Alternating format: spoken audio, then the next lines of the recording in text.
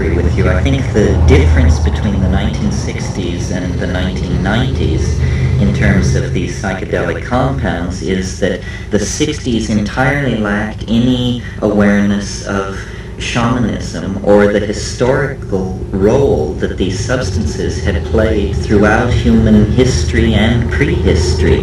The 60s believed they were inventing this reality for the first time.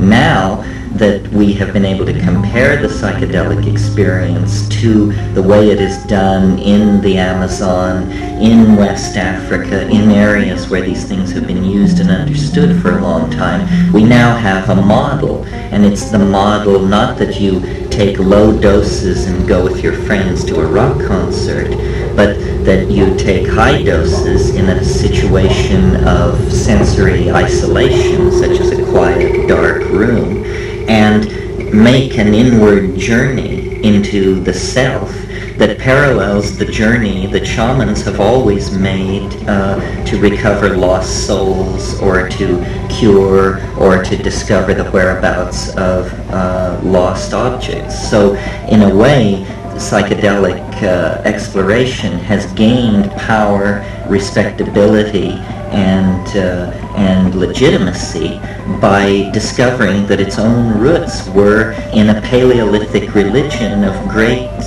power and wide distribution.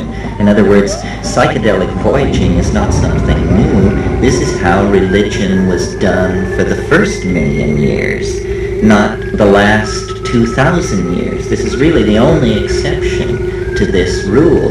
And I agree with what you also said about how vast this domain seems to be. Serious psychedelic voyagers, I think, can agree, the further in you go to this realm, the larger it appears to be.